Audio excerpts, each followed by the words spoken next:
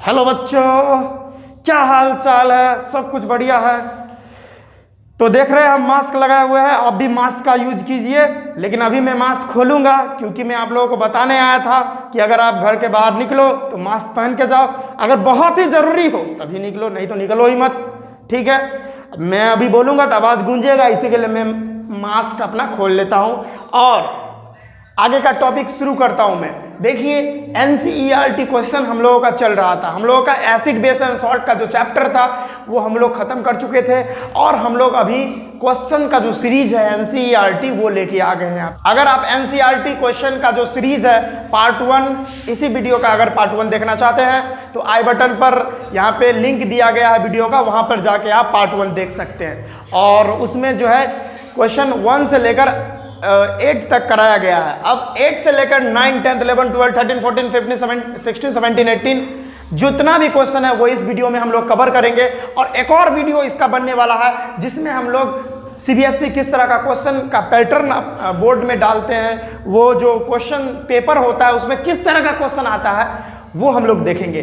तो इस वीडियो में सिर्फ एनसीईआरटी क्वेश्चन जहां तक हो सकता है वहां तक अभी हम लोग देखेंगे। चलिए बच्चों लोग, क्या है How is concentration of hydroxide ions affected when excess base is dissolved in solution of sodium hydroxide? कह रहा है, देखिए वीडियो को लंबा नहीं बनाते हुए हम लोग इसको तेजी से खींचने की कोशिश करेंगे क्योंकि और सारे रिमेनिंग चैप्टर्स हमारे पड़े हुए हैं, वो भी तो देखना है। देखिएगा, how is the concentration of hydroxide ion OH minus ion affected when excess base is dissolved in a solution of sodium hydroxide? As we all know that sodium hydroxide is a strong base, we already knows about this। तो sodium hydroxide एक base ही है और strong base है। कह रहा है उसी base में अगर और बेस और एक्सेस बेस डाल दिया जाए तो क्या होगा, उसका जो OH माइनस आयन होगा उसके कंसंट्रेशन पर क्या इफेक्ट पड़ता है बच्चा लोग। सपोज दैट ये हमारा, ये मान लीजिए 1 लीटर का सॉल्यूशन है जिसमें 1 लीटर का सॉल्यूशन है बाबू, और जिसमें जो है सोडियम हाइड्रोक्साइड है इस तरह से भरा हुआ। ठीक है, समझ रहे हैं? अब इसमें और ज़्यादा 1 लीटर के सॉल्यूशन में हम क्या करेंगे, 1 लीटर का ये बॉटल है या कंटेनर है, ठीक है, लेकिन अभी 1 लीटर नहीं भरा हुआ, अभी मान लेते हैं 0.5 लीटर ही भरा हुआ है उसमें NaOH। अब उसमें और ज़्यादा अगर हम लोग कह रहा है और ज़्यादा बेस मिला देंगे, और ज़्यादा एक्सेस बेस उसमें मिला देंगे तो क्या होगा बाबू, ये जो सोडियम हाइड्रोक्साइड का जो स्ट्रेंथ था, वो क्या होगा, और ज़्यादा इंक्रीज करेगा। क्योंकि जितने ज़्यादा हम बेस और उसमें मिलाते जाएंगे उतना ज़्यादा उसका OH माइनस आयन का जो OH माइनस आयन जो है वो क्या होता है बताइए, पर यूनिट वॉल्यूम इंक्रीज कर रहा है बाबू।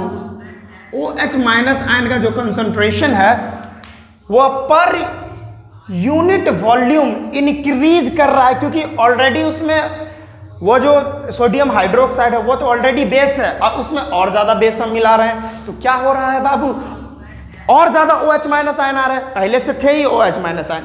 देखिए बच्चा लोग मेरे साथ देखते जाइए। इसमें देखिए ये सॉल्यूशन था, इसमें OH माइनस पहले से ही था, OH माइनस खूब सारे OH माइनस, और इसमें और ज़्यादा हम लोग बेस मिला दिए तो और ज़्यादा OH माइनस और OH माइनस हो जाएगा, यानी बहुत सारे OH माइनस हो जाएंगे, जिसके वजह से ये जो भी सॉल्यूशन होगा वो बहुत ही ज़्यादा बेसिक हो जाएगा, बहुत ही ज़्यादा बेसिक हो जाएगा, और इसका pH जो है वो इंक्रीज कर जाएगा। pH क्या करेगा, इंक्रीज कर जाएगा। तो यहाँ पर क्या होगा, हम लोग डायरेक्ट लिख सकते हैं कंसंट्रेशन जो है OH माइनस आयन का वो क्या करेगा, इंक्रीज करेगा। और डायरेक्ट हम ये भी बोल सकते हैं OH minus ion per unit volume increase करेगा, जितना पहले से था ही OH माइनस आयन, और अगर हम एक्स्ट्रा बेस उसमें ऐड कर देते हैं तो और ज़्यादा कंसंट्रेशन क्या हो जाएगा, इंक्रीज हो जाएगा। तो ये पहला क्वेश्चन हम लोगों का समाप्त हो चुका है। रुख करते हैं दूसरे क्वेश्चन की और, यानी 10वां नंबर क्वेश्चन। 10वां नंबर क्वेश्चन है, under what soil condition do you think a farmer would spread or treat the soil of his filled with quicklime CaO. As we all know that the chemical formula of quicklime must be CaO calcium oxide, और slaked lime CaOH का whole twice that is calcium hydroxide, और chalk means what CaCO3 calcium carbonate. तो कह रहा है question कि मतलब farmer जो है ये जितने सारे आप टर्म देख रहे हैं, कैल्शियम ऑक्साइड यानी quicklime, calcium hydroxide, select lime और चौक यानी कैल्शियम कार्बोनेट, ये सब तीनों चीजों का यूज किस सोयल का कंडीशन अगर कैसा हो जाएगा, सोयल का कंडीशन कैसा हो जाएगा जो फार्मर जो है ये सारे चीजों का यूज करेंगे, सोयल जो है कैसा हो जाएगा, सोयल का कंडीशन अगर कैसा होगा जो इन सारे चीजों का जो है फार्मर यूज करेंगे। ठीक है, समझ रहे हैं ना? तो देख लीजिए बाबू, पहले इसको लेते हैं हम मीठा जाने मन भूल न जाना हमको भूल न जाना जिंदगी। देखिए हमको गाना वाना नहीं गाने आता, जो मन में आता है गा देते हैं इंटरटेनमेंट के लिए। तो ये क्वेश्चन आप समझ गए कि कैसा सोयल का कंडीशन कैसा होगा जो फार्मर्स होते हैं वो क्विक लाइम और सेलेक्ट लाइम और चौक यानी कैल्शियम कार्बोनेट उस सोयल में डालेंगे। तो डेफिनेटली ये तीनों चीज़ जो है, ये तीनों चीज़ कैल्शियम ऑक्साइड, कैल्शियम हाइड्रोक्साइड और कैल्शियम कार्बोनेट, ये तीनों क्या होते हैं बाबू? बेसिक नेचर के होते हैं ना, बेसिक नेचर के होते हैं ये तीनों के पास बेसिक नेचर होता है। तो अगर सोयल का जो पीएच है वो डिक्रीज करेगा, गिरेगा, सोयल का पीएच गिरेगा, तो जब भी पीएच डाउन होगा किसी भी सोयल का, अगर पीएच डाउन होगा तो डेफिनेटली है सोयल जो है क्या होने लगेगा? एसिडिक होने लगेगा। क्योंकि हम लोग जानते हैं पीएच जो है इनवर्सली प्रोपोर्शनल होता है किसके? एसिडिक।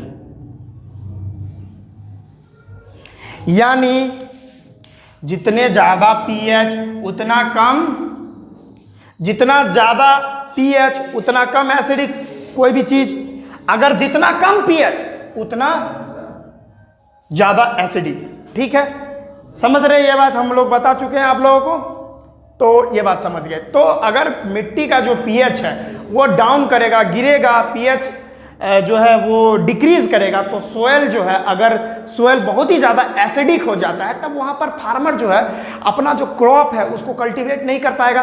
क्योंकि क्रॉप्स जो होंगे ये एसिडिक के कारण वो अच्छे से ग्रो ही नहीं कर पाएंगे ना।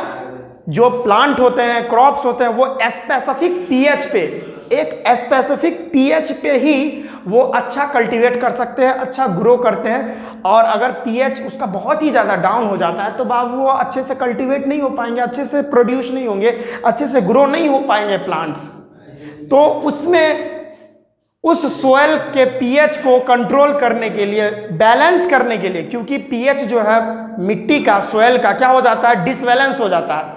उस सोयल का जो पीएच होता है उसको बैलेंसिंग में लाने के लिए, बैलेंस में लाने के लिए जो फार्मर है वो कुछ बेसिक नेचर वाले कंपाउंड्स का यूज करते हैं, जैसे कैल्शियम कार्बोनेट जिसको चौक बोला जाता है, CaOH का whole twice calcium hydroxide and CaO calcium oxide. ये तीनों चीज़ के बारे में हम लोग पढ़ चुके हैं। ये तीनों के पास क्या होता है? बेसिक नेचर होता है। अब ये क्या करेंगे? सोयल में मिला देंगे, सोयल क्या हो जाएगा?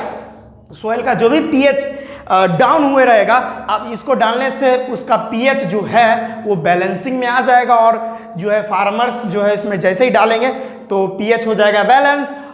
ठीक है, बैलेंस में पीएच आ जाएगा और उसके बाद अच्छे से क्रॉप्स जो है ग्रो होंगी, जो पीएच है वो मिल जाएगा, बैलेंस में आ जाएगा और अच्छे से क्रॉप्स का प्रोडक्शन होगा। ठीक है, तो सेकंड नंबर क्वेश्चन यही था। ये second number question I hope आप लोगों को समझ में आया होगा। नहीं, अगर समझ में नहीं आया तो हमको बैक कीजिए, फिर से इसी बात को समझाऊंगा। ठीक है, क्योंकि अभी तेज़ी से चलना पड़ेगा, वीडियोज को तेज़ करना पड़ेगा, लेक्चर को तेज़ करना पड़ेगा, नहीं तो पता चलेगा 7 जन्म हो गया फिर भी ये चैप्टर खत्म नहीं हुआ। चलिए तीसरा क्वेश्चन देखते हैं, यानी 11th number question. Name the substance which on treatment with chlorine yields bleaching powder. किस सब्सटेंस के साथ क्लोरीन अगर मिलेगा जो हम लोगों को ब्लीचिंग पाउडर देता है बाबू। 11 नंबर क्वेश्चन, ये कितना था, ये 10 नंबर का था। तो ऐसा कौन सा सब्सटेंस है जिससे अगर क्लोरीन उसके ऊपर पास करवाते हैं तो ब्लीचिंग पाउडर हम लोगों को मिलता है। Oh my God.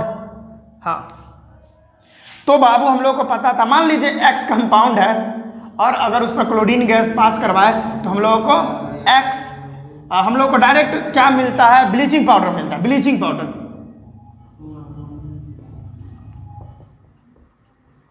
ठीक है, तो वो एक्स कंपाउंड बाबू बता दो आप, अगर मेरा लेक्चर देखो तो आप बता दो।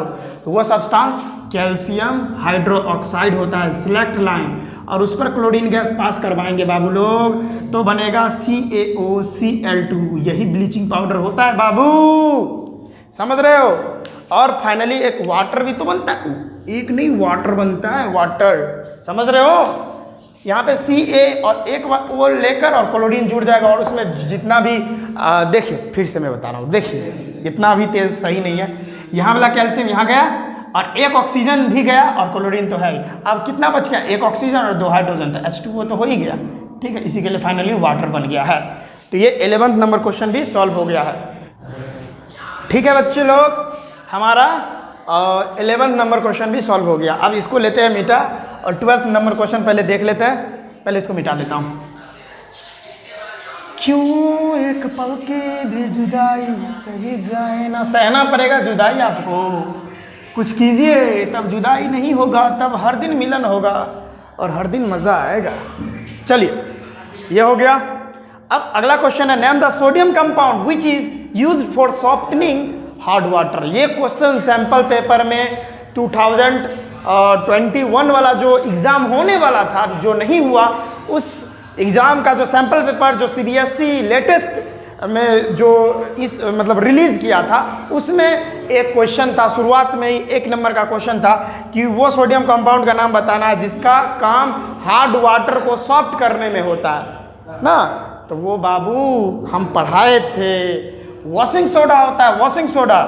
12 का जो है आंसर आप लिख सकते हो, washing soda, washing soda, washing powder, Nirma, washing soda. ठीक है, वॉशिंग सोडा जिसका यूज कपड़ा को धोने में किया जाता है। ठीक है, ओके। वॉशिंग सोडा का केमिकल फॉर्मूला बच्चा लोग क्या होता है, Na2CO3.10H2O, जिसका नाम क्या था बाबू, sodium carbonate decahydrate, sodium carbonate decahydrate. इतना आपको समझ में आ गया। चलिए 13 नंबर क्वेश्चन का भी रुक कर ही लेते हैं। ओके, देखिए क्या है, what will happen if the solution of sodium hydrogen carbonate is heated. अच्छा, देख लीजिए, sodium hydrogen carbonate, sodium bicarbonate, baking soda, ये तीनों चीज एक होता है। यानी sodium hydrogen carbonate, sodium hydrogen carbonate, ये क्या होगा बाबू, ये बेकिंग सोडा होगा। बेकिंग सोडा हम लोग पढ़ा चुके हैं, हम लोग पढ़ चुके हैं ये सारा चीज। अब कह रहा है बेकिंग सोडा लीजिए, यानी सोडियम हाइड्रोजन कार्बोनेट लीजिए और उसको बाबू आप कीजिए हीट, उसको कीजिए हीट, तो क्या बनेगा, जो भी बनेगा उस केमिकल रिएक्शन आपको, उस केमिकल रिएक्शन का केमिकल इक्वेशन लिखिए और उसको बैलेंस कर दीजिए। ठीक है, तो क्या बनेगा, ये देखिए, ये जब भी हीट होता है तो सोडियम कार्बोनेट, उसके साथ साथ कार्बन डाइऑक्साइड गैस और वाटर भी रिलीज होता है, ये होता है बाबू। ठीक है, इसको बाबू कर लीजिए आप बैलेंस, इधर 2 सोडियम है तो इधर 2 सोडियम हो जाएगा, 3 2 6 ऑक्सीजन हो जाएगा, तो इधर 3 2 5 एक 6 ऑक्सीजन है ही ऑलरेडी, हाइड्रोजन 2 तो इधर भी हाइड्रोजन 2, कार्बन 2 तो इधर भी कार्बन 2, और ये बैलेंस है। चलिए ये भी हमारा हो गया। ठीक है, गिव द केमिकल, ये what will happen if the solution of sodium hydrogen carbonate is heated. तो आप लिख दीजिएगा, if we heat sodium hydrogen carbonate then sodium carbonate, या आप ये भी लिख सकते हैं anhydrous sodium carbonate along with carbon dioxide gas and water is form, और उसका केमिकल उस केमिकल रिएक्शन का इक्वेशन आप लोग लिख दीजिए और उसको बैलेंस कर दीजिए, डेट्स इट। और ज़्यादा हो सके, अगर ज़्यादा आपका मन कर रहा है तो इसका फिजिकल स्टेट भी लिख दीजिए, सॉलिड, गैस और लिक्विड। यस, हो गया हमारा 13 नंबर क्वेश्चन।